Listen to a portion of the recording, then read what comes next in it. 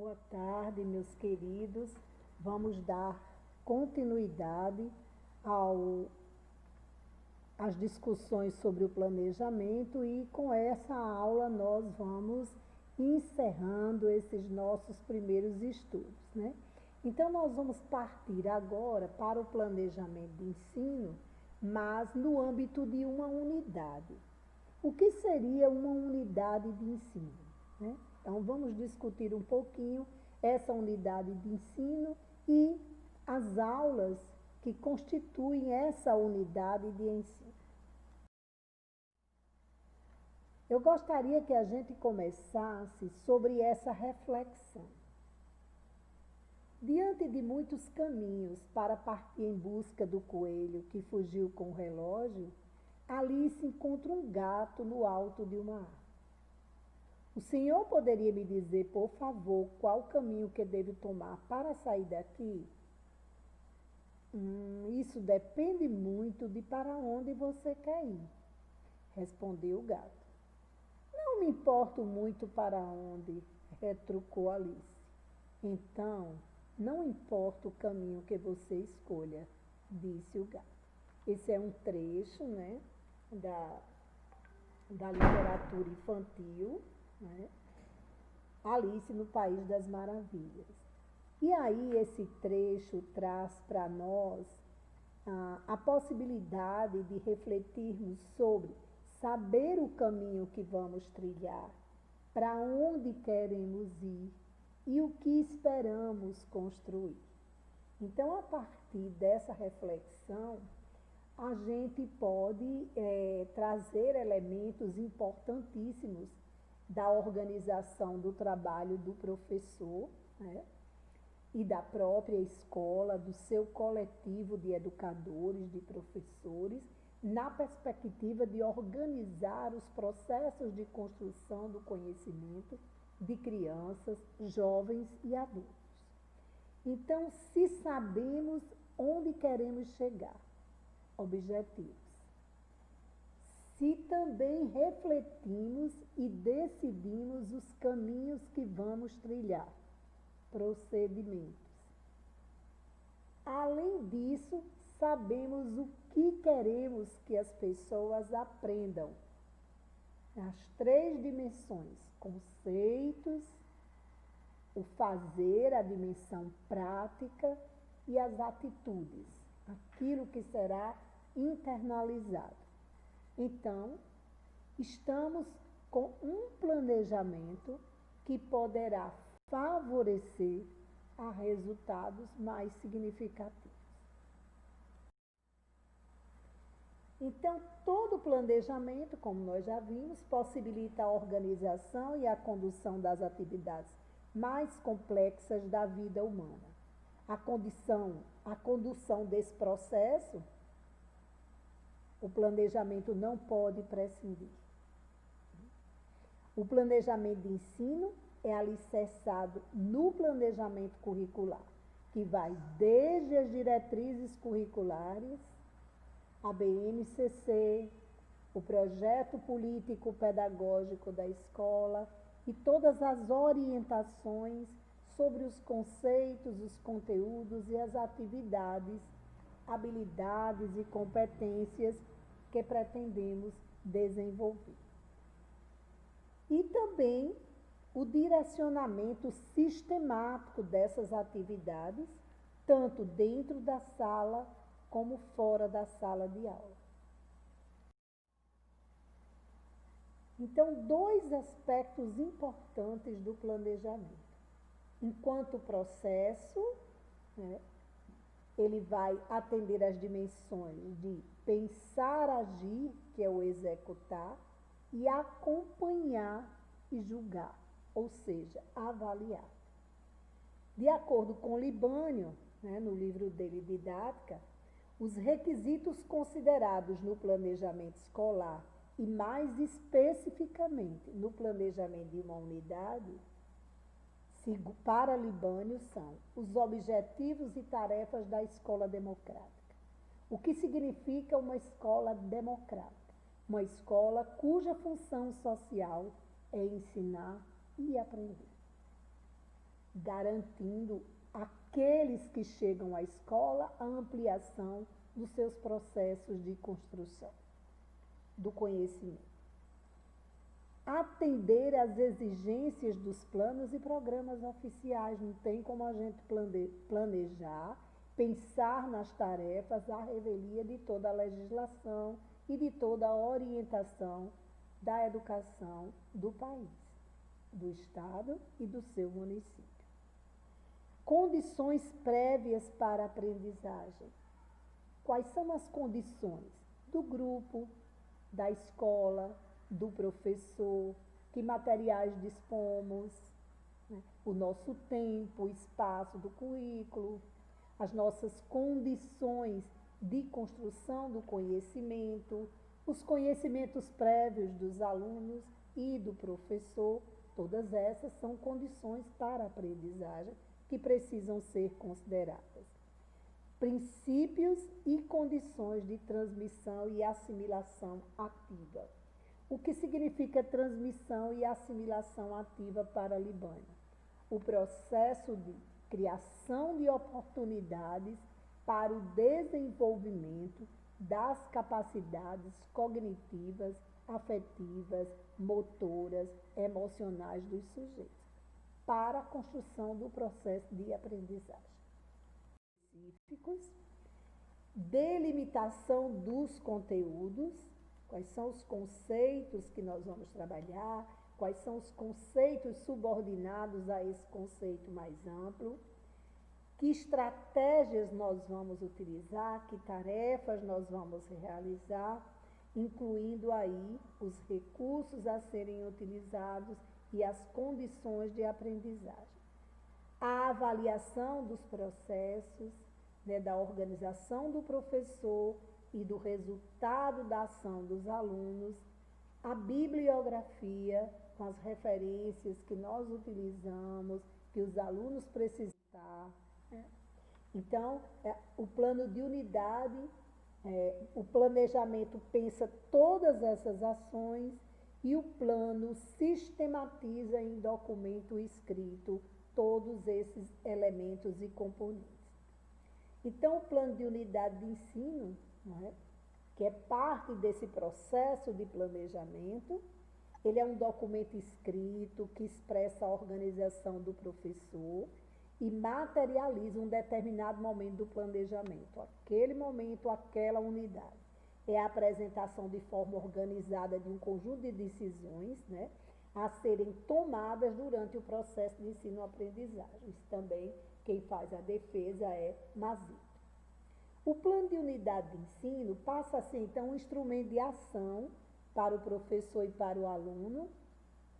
Enquanto documento escrito, ele serve como elemento de comunicação entre o professor e os alunos, entre os professores e os seus companheiros de trabalho, entre o professor e a coordenação pedagógica, a direção pedagógica, os pais, se a escola recebe estagiários das licenciaturas, os estagiários e suas instituições de origem. Ele é um elemento de comunicação, né? Então, as unidades didáticas são aquele conjunto de temas interrelacionados, que eu já expliquei anteriormente, que vai compor o plano de ensino para um nível, uma série, um ano.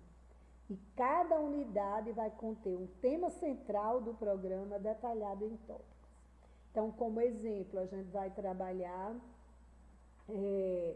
os recursos naturais no entorno da escola. Então, os recursos naturais se constitui um tema dessa unidade, que se compõe dentro de uma temática maior, que é as questões ambientais, do ambiente, da relação do homem com esse ambiente, esse homem de natureza, né? Então, esse tema, essa unidade vai estar construindo uma teia de significados, onde esses alunos possam estar aprofundando os conhecimentos sobre, desde a diferença de um recurso natural e de um elemento cultural, da relação entre a cultura e a natureza, não é? Da tomada de consciência dessa natureza enquanto parte da nossa existência, né? Então, todos esses conceitos vão sendo trazidos e trabalhados em tópicos, em atividades, em tarefas, em pesquisas, né? Em estudos. Então, o plano de unidade de ensino ele vai se organizando dessa maneira, trazendo aí os objetivos mais amplos, os mais específicos, hoje orientados pela BNCC e pela própria diretriz curricular para a educação básica. A gente tem as habilidades, né? As competências, são 10 competências na BNCC, e essas competências carregam um conjunto de habilidades dentro de temáticas que serão trabalhadas no percurso de um ano letivo. Então, a unidade didática, ela tem como característica um todo homogêneo de conteúdos em torno de uma ideia central. Essa homogeneidade é no sentido de que há uma coerência desde a primeira discussão do tema central e que ele não divaga, ele se comunica com outros campos, com outros conceitos, mas ele volta para o seu aprofundamento. Ter uma relação significativa entre todos os tópicos desse tema mais amplo, para que os alunos possam compreender as inter-relações na construção desse conceito. A gente pode trazer como exemplo o estudo da água, que é um estudo interessante, e a partir desse estudo da água, esse aluno vai vai estabelecer inter-relações com a química, com a geografia, com a história e com as ciências da natureza. Então, há essa relação significativa, né, dentro desse tema grande que seria a água, e que esses alunos precisam ter essa unidade, esse eixo, essa unidade que eles chamam homogênea, né, para poder construir esses conceitos. Ter um caráter de relevância social, que seria isso.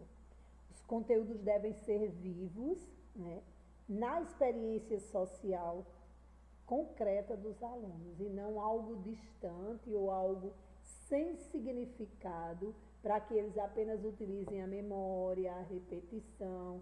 Então, as unidades didáticas, elas primam por essa capacidade criadora e criativa dos estudantes e dos professores. A unidade de ensino pode ser um bimestre, pode ser uma quinzena, vai depender da dimensão e da amplitude desses temas que são escolhidos.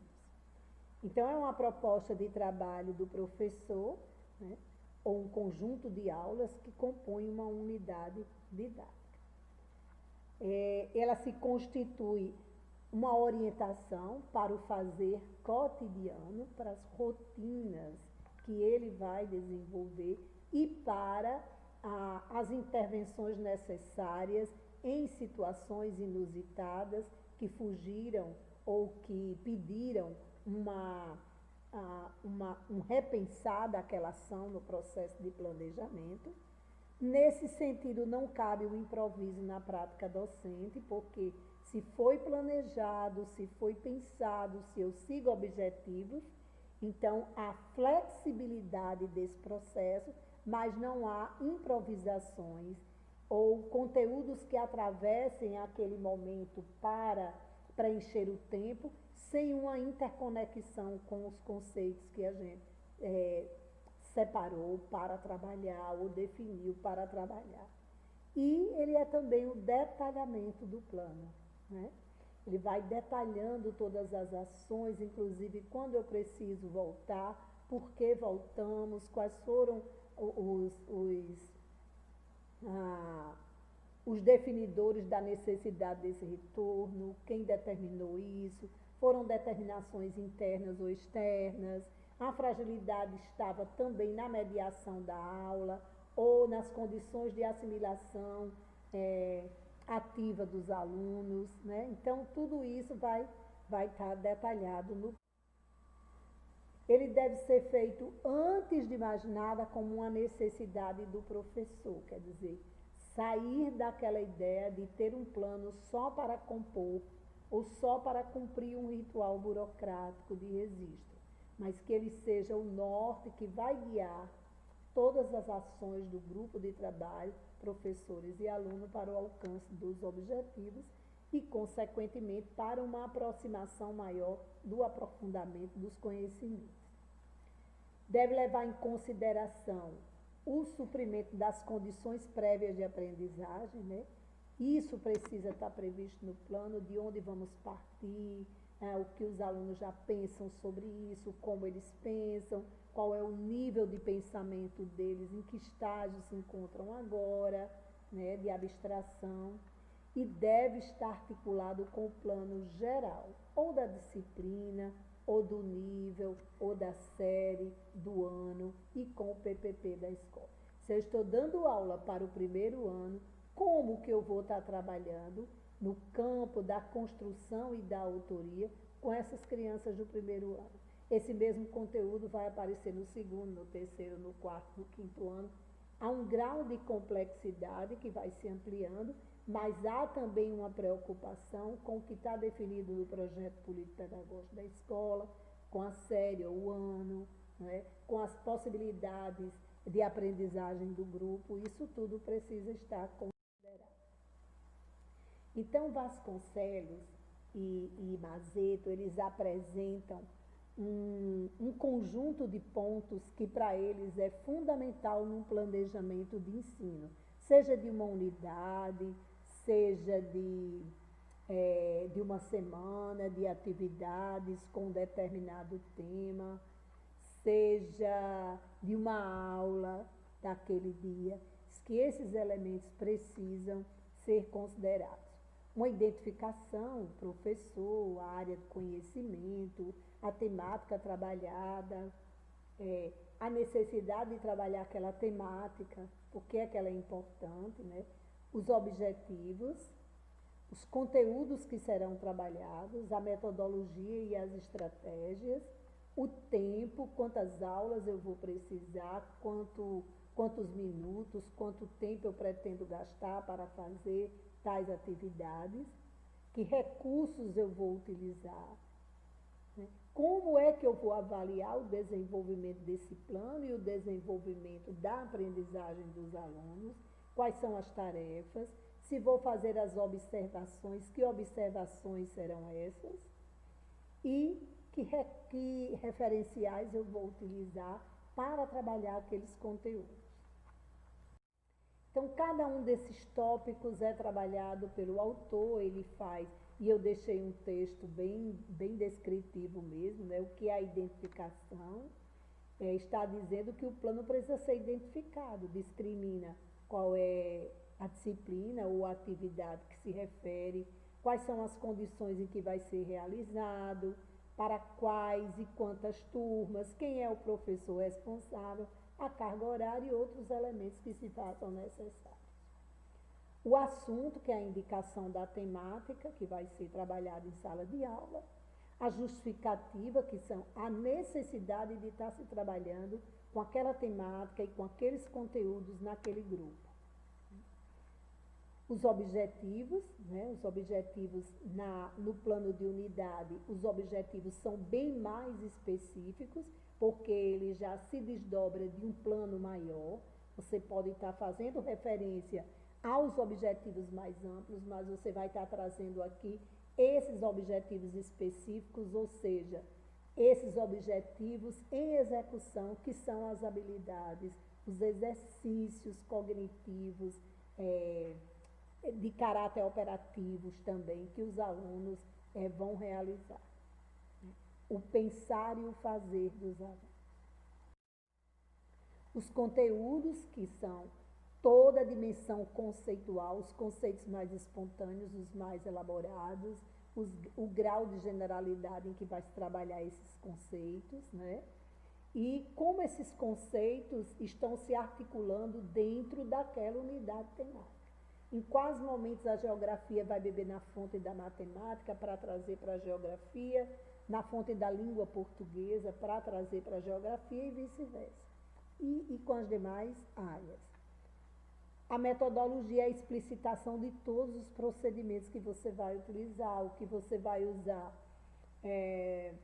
para desenvolver aqueles conteúdos com seus alunos, imagens, vídeos, outros recursos, rodas de conversa, a sua aula expositiva.